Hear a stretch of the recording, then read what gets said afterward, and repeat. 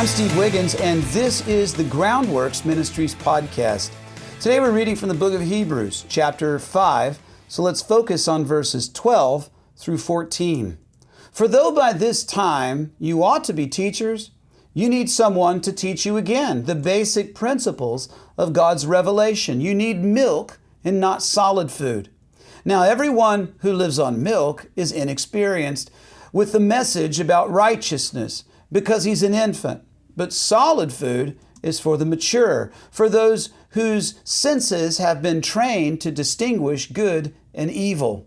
Hebrews chapter 5, verses 12 through 14. I started working full-time when I was in 8th grade. My poor kids have that to live up to.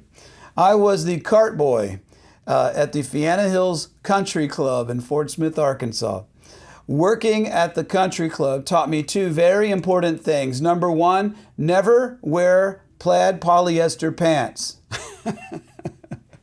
And number two, money doesn't buy class.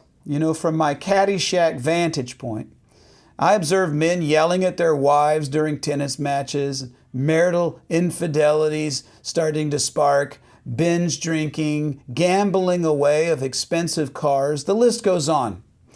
And just because you're educated and rich doesn't make you classy or mature.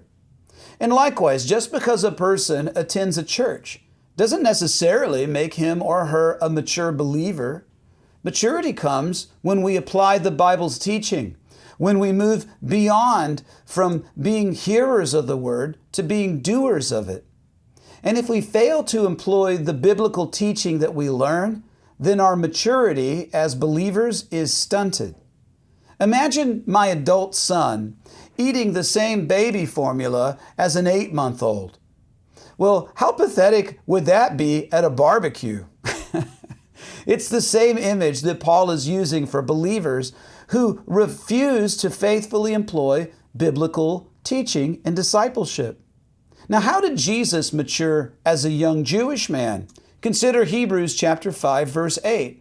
Though a son, he learned obedience through what he suffered. Hebrews chapter 5, verse 8.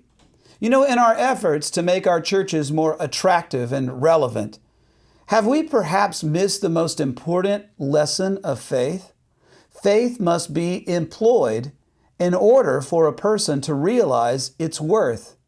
And only after we have chosen to trust God, endured the conditions of our calling, and have been delivered through various trials, only then can we truly say that our faith has grown.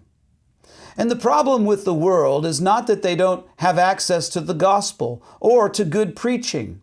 You see, with the internet, we have more access to the gospel and answers to godly questions. We have more access to good preaching, really the best preachers of the history of the world. We have access to them more than ever at any time in history. So what is the problem if we have access to all of this great Bible teaching? Well, the problem is people don't have value for the gospel.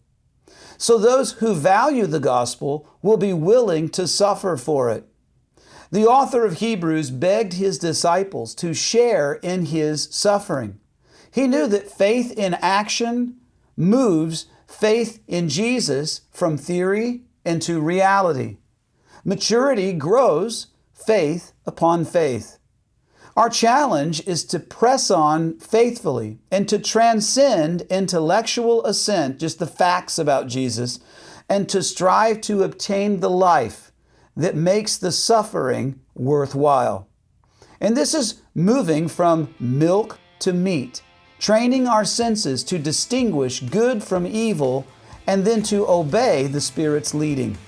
Isn't that what you want to be? Fully mature follower of Jesus? Well, then start reading the Word, obeying it, and then saying, Lord, send me so that I can share what you've been pouring into me. I'm Steve Wiggins, and this is the Groundworks Ministries podcast. Check us out at groundworksministries.com.